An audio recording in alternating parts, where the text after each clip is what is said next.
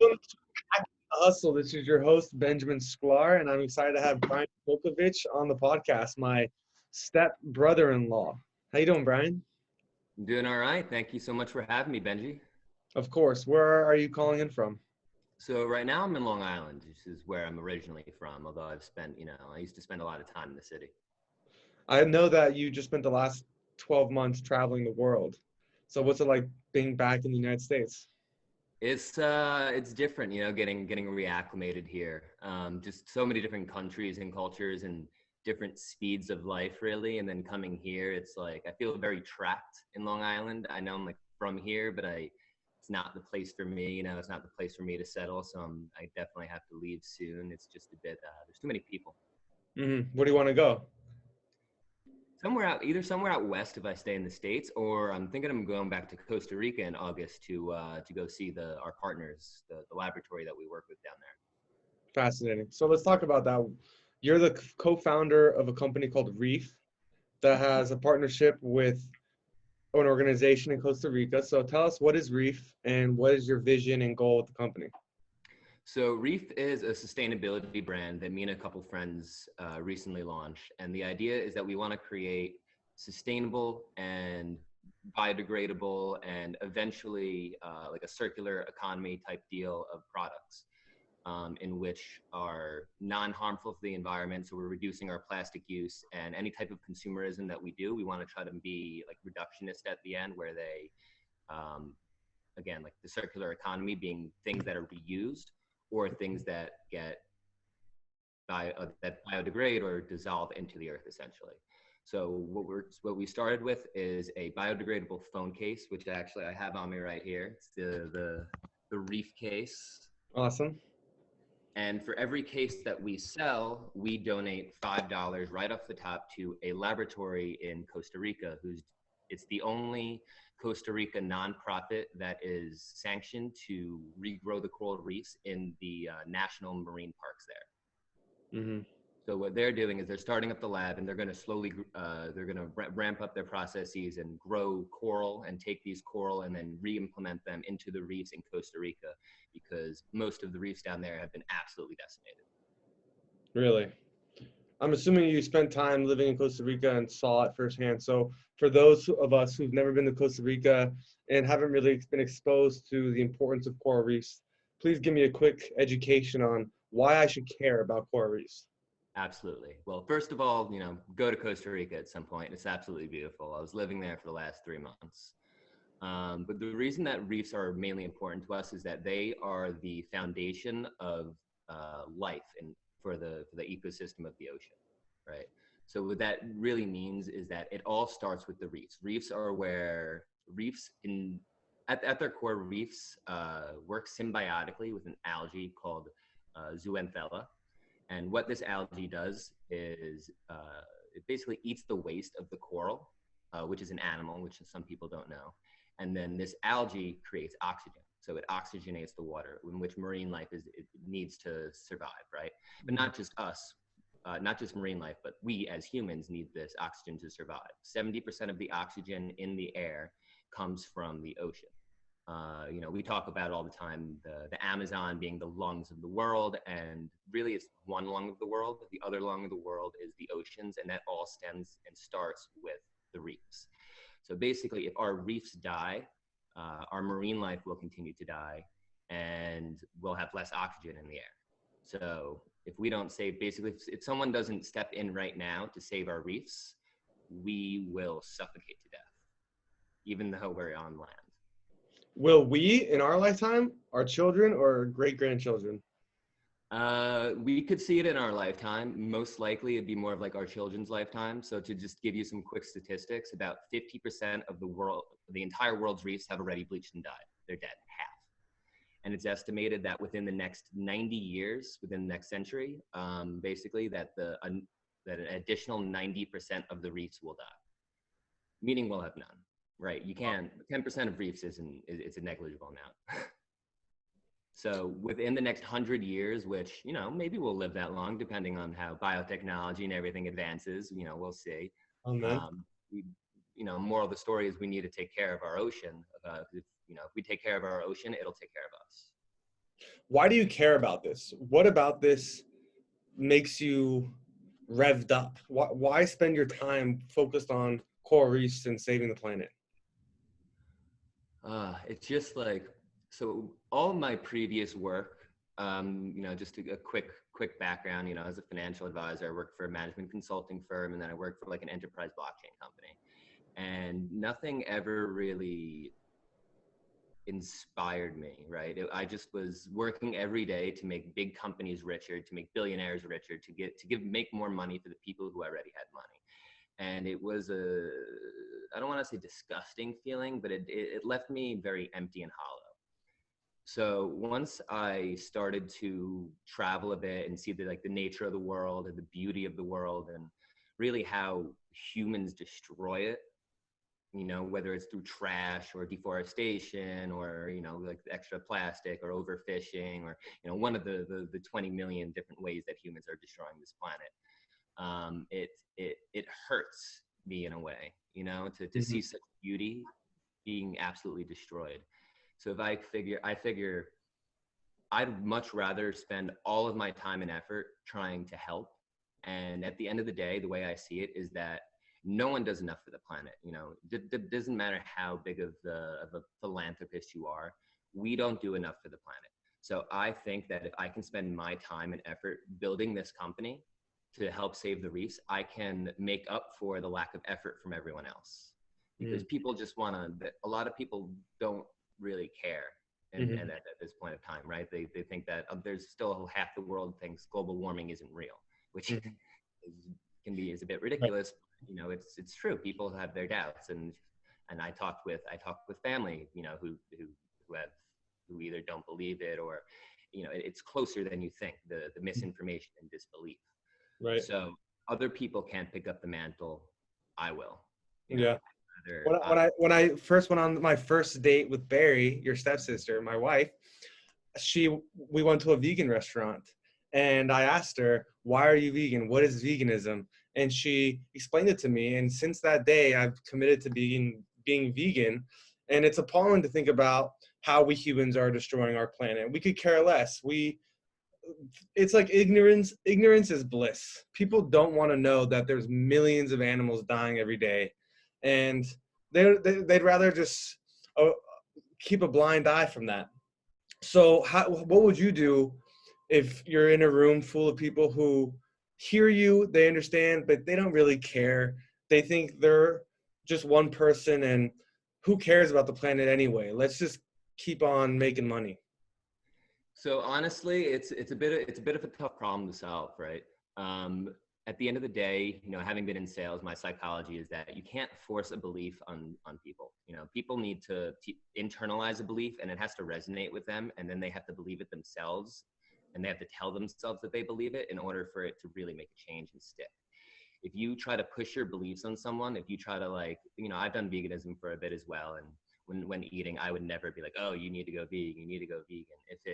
If it would have improved their diet and lifestyle, and if they have like these ailments, then I'd drop eating meat definitely doesn't help what you're talking about right now. Then it can help because you're solving a problem. But what I like to try to do is I try to figure out why they don't care.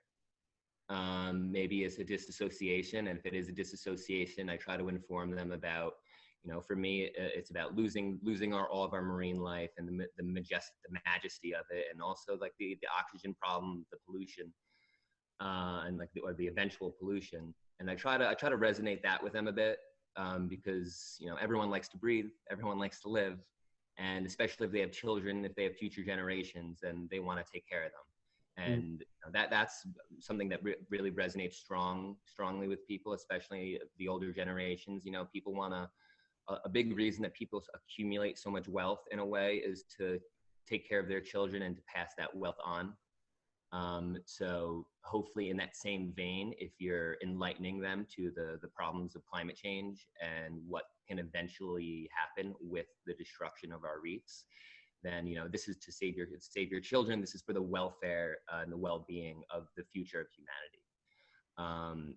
And to try to get that message across isn't an easy one, and it doesn't always stick, unfortunately. You have an incredible mission statement. So what are your biggest challenges right now as the founder of this new company? Oh man, where to start? I'm sure, as many people on your podcast mentioned, being a being a founder, there's just a million fires to put out and a million challenges. Mostly I'm bootstrapping, right? So I've been self-funding. We just got a little bit of initial funding as well, which is going to help out. But being very lean in a way is definitely challenging because certain aspects of the business or in marketing or creation and whatever it may be, um, is tough to do everything on your own. So it's a lack of resources. But things like Fiverr exist, which is phenomenal. I don't know if you've ever interviewed anyone that tends to use Fiverr, but it's a great platform out there for people to find good freelance work for reasonable rates. Mm-hmm. So starting with that, and then eventually building a team. Because right now we have a small team, but everyone works pro bono for the most part. Out of their heart to save the reefs, but also to be part of this project, and Mm-hmm. they resonate strongly with it. And that's a challenge in my own eyes because I'm working with people who I want to help support.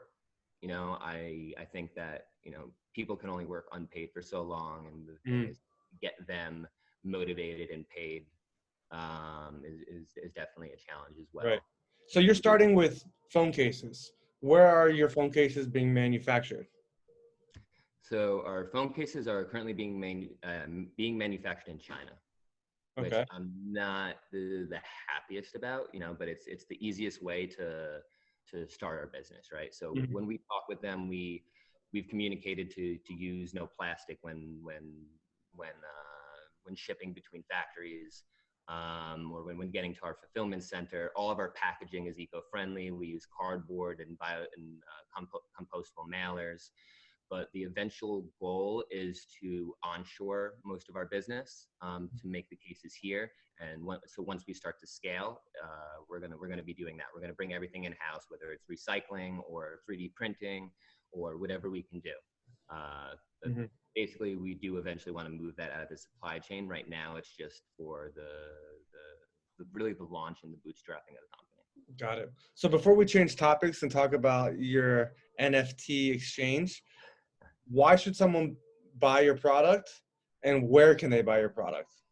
All right. So why should you buy a reef case, right? Besides the fact that you're helping the earth, you're helping this laboratory in Costa Rica right now, maybe within the first 5 years, and after that we'll branch out and save the corals of the world, right? So besides the altruistic part of it, it's pretty stylish. I love it. I love the colors. You can see it right here. It has like these flecks in it, these recycled flecks. They're made of cornstarch and wheat straw. So, they're fully biodegradable.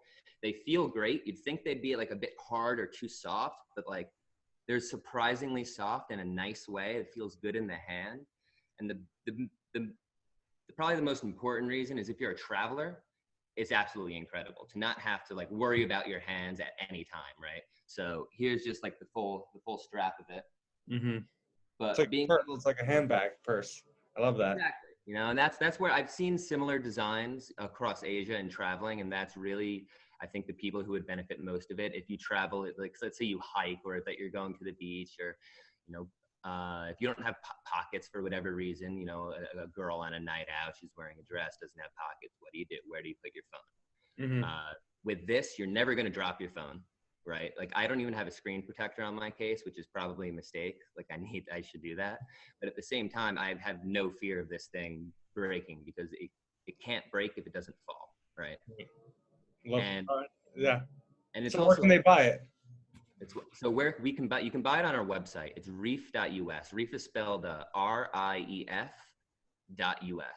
Reifus. Nice. Okay. Refus. All right. I'll post it. I'll put it in the show notes.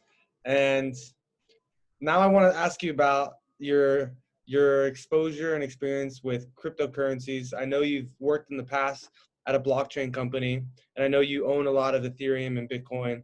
So you mentioned earlier before we clicked record that you're involved with an NFT exchange. Mm-hmm. I believe most of my audience knows what NFTs are, but tell me about an NFT exchange and how that's going to change the game for the cryptocurrency industry. Absolutely. So to give a real 10-second overview, and if anyone doesn't know what an NFT is, it's basically, it stands for non-fungible token, basically meaning it can be like a unique piece of code or art, and it's a unique token at the end of the day, right? So you have Ethereum tokens, and NFT would be one token, but it's not an Ethereum token. It's incredibly unique, and the way that, or it's individually unique rather, and the way that Keep talking, keep talking. the way that they have value is basically through this uniqueness. And what the crypto industry has been utilizing this for recently, you know, has been NFTs and basically digital art. Like in the beginning, people were using NFTs for collectibles, like you may have heard of crypto kitties and similar veins of that. Gods Unchained was like a trading card game on the Ethereum blockchain. So now it's moving to art. So it's basically helping to empower the individual artist to give them more financial freedom and more exposure to a community who can purchase their art, who has the funds to purchase their art, right? So any artist can create this artwork. A lot of it tends to be moving in a way. Moving, there's 3D art, you know, there's photography, there's anything that you can think of. Modeling, rendering, and what they do is they mint it to the blockchain, and then generally it's auctioned off. So these artists are receiving more compensation for their artwork than they normally could have been selling art wherever they were before. You know, it's a struggle, whether they have to create their own Instagram, whether they have to create their own brand in line, whether they have to I mean, you know, your wife's an artist. It's not a professional one, but if she wanted to go and sell the art, it's not necessarily easy for someone to find these appropriate channels to sell their art for large sums of money. You know, things that can actually help sustain your life, that you can live off of. You know, it's usually much smaller increments. Mm-hmm. So what the exchange does is it helps empower this artist, while also our exchange in particular, it's called Mint Goldust. And the reason that it's going to have more value proposition than the other NFT exchanges out there, you know, some it's really easy to mint. Some it's, you know, and you can mint anything, you know, you can buy anything. Some is more curtailed to having, you know, a steady flow. Ours is going to be fully curated. It's going to have a full curatorial system. So we're going to have, we actually have two well-known curators on the team who are going to go through the artists and, you know, speak with the artists and do write-ups and, you know, guarantee and ensure that their pieces have value and explain to the consumers why these have value. So we're preserving value for both artists and buyer. Got it. And how far along are you in the process? So right now the platform is being developed with the anticipation that we should be launching midsummer. And so let's use Barry, my wife, as an example. She's an artist. She has a portfolio of artwork. I would love for her to monetize her paintings that I think are incredibly unique and beautiful. She finds out about you from an Instagram ad. She clicks it. She signs up, creates a profile. How does she mint her canvas? So to mint something, well, we have a set of instructions on it because it is rather, I wouldn't say it's an intuitive process, you know, especially for people who first getting into cryptocurrency, it can seem a bit daunting, but it's really not that difficult at the end of the day. Mm-hmm. Generally, you have to make a wallet on a program called like MetaMask. You plug mm-hmm. into the platform, and then through there, the platform does most of the work for you, right? It makes it easy. There's guided instructions you take the art, you upload the art onto the platform. And then what it does is you'll submit a transaction. So you have to spend a little bit of money in order to actually get the art onto the blockchain. Mm-hmm. And then from there, once it's on the blockchain, it's on the platform and you can auction it off to the general public. Got it. Can you explain to me what Gary V's NFT project is? I know of Gary V. I didn't know he had an NFT project. Yeah, he's got his own NFT. Something's going on where he's in the NFT game. So why should we care about NFTs? How is NFTs going to change economics, the financial system? What are your 2 cents on that?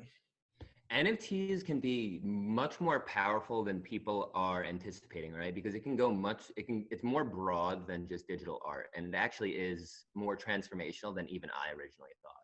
The idea is that, anything unique can be an NFT. So if we're taking the analog world and digitizing it, once we digitize it, anything that's unique in standard will essentially be its own NFT. It'll run as its own ERC-721 token, which is the standard that Ethereum uses. So let's say, for example, uh, you're watching a movie, right? You're watching a Netflix movie, and you really like the outfits of the characters, right? It's like high fashion, and you want to be able to get it. You're going to be able to basically link and follow through that screen, through the Netflix, to basically find that dress or suit or whatever it may be, that fashion, and then get it made for you on demand. So it's a process called fashion on demand, right? And this is the aspect. And it makes it easier because the logistics that in the real life, can be a bit difficult for these right now. But by using NFTs, you make it more efficient, and you get the funding for it as well, which is one of the most important parts, really, of any business. Is having once you have money, you can make things work. Mm-hmm. Because you can pay for it. The economy is. The economy has the economic. My favorite economic principle is the velocity of money, and how quickly money moves through an economic system. And if you have a higher velocity of money, that economy generally tends to be healthier. Mm-hmm. So the same instance as this, NFTs allow you to monetize this unique value, in which, if it's fashion on demand, the designer will be able to get a piece of that. The designer, the manufacturer, everyone gets a piece in code of this payment. And then let's say this dress or the NFT in the future is sold again. These people retain royalties as well as the intellectual property. Mm-hmm. So because they retain this intellectual property, and the copywriting can or cannot be transferred depending on if the owner or the artist wants it to. But because they retain this initial intellectual property, they can receive revenues, or royalties rather, whenever it's resold on the secondary market. Interesting. How are you balancing your feeling of leaving America and leaving corporate America and traveling the world and going to all these countries, now coming back, starting Reef, which has this great mission statement, but also getting involved with blockchain, which you could argue has that corporate America feeling to it, where it's all about making money and helping rich people get richer. So how are you balancing these feelings?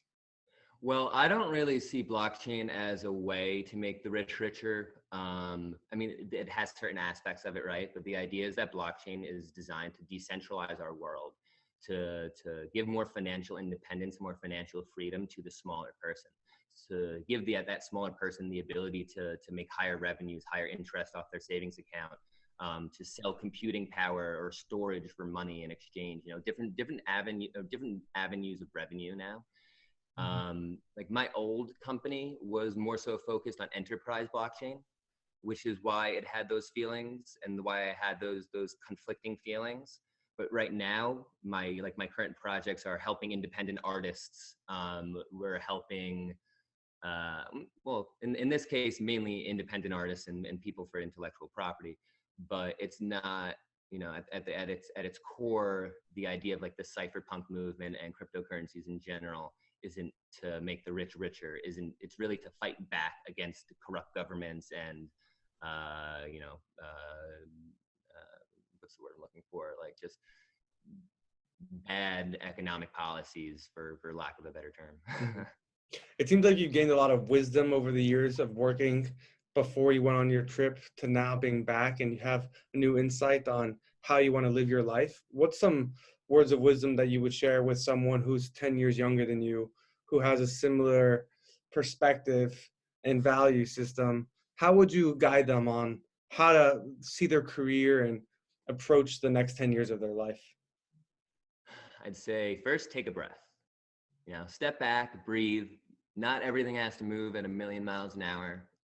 It's the one thing. I may move at 1,000,000 miles an hour still when talking and working, but it's important to go out and take some time for yourself and to enjoy nature and enjoy the beauty that this world has before us. And it's not all just money based. And even though our lives are dependent on, living on money, is we don't really need as much of it as we think to live and survive. It's really not as important at the end of the day as some of these other things, as far as like, fostering connections with other people and enjoying nature.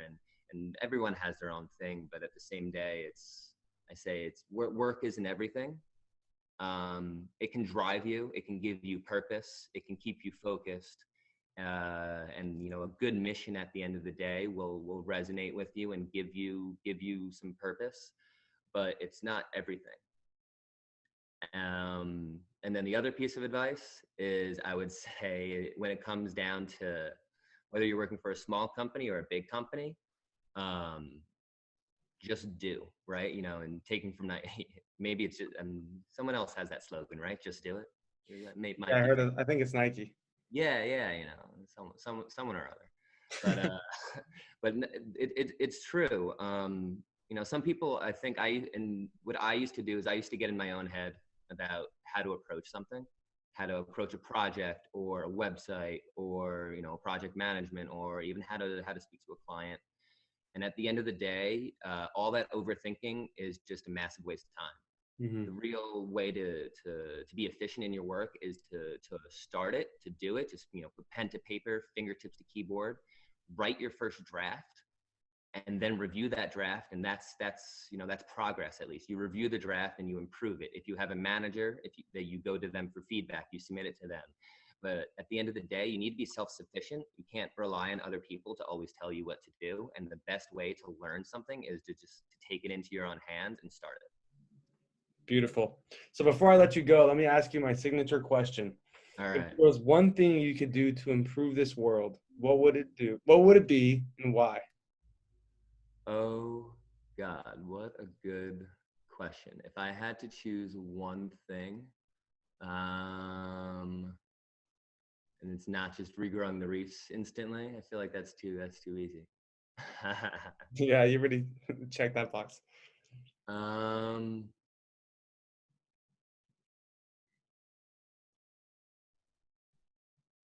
I would. I don't know how. It's an impossible ask, but basically, I want decentralization to come to government. That would be my way. As if somehow, like, voting systems and the idea of immutability and provenance, if you could bring those aspects to voting, and the ability to like engage and empower the people so that they have a proper say in the government, and to basically try to like root out corruption. That would be my way. I think if we had less corrupt governments and more transparency and governments that work more for the people, we'd have a lot less suffering in the world. Wow, that was a really good answer. That could be a whole podcast in itself, what you just said. But I'll leave it there. Part 2 for another day. Yeah. I'm so happy you joined the podcast, Brian. Awesome to have you. Very well spoken, very impressive. I'm honored to have you as my stepbrother-in-law. I know, we got to get together soon. Now that we're so close. I've been working like a dog every day between these two projects, but I need to find some time. We'll get out to Brooklyn and we'll have a beer. Sounds good. I love the shirt. I love the hair. I love the style. Thank you very much, brother. I miss you. You too, Brian. Great to see you. Talk soon, all right? Yeah, thank you so much for having me on. I appreciate it.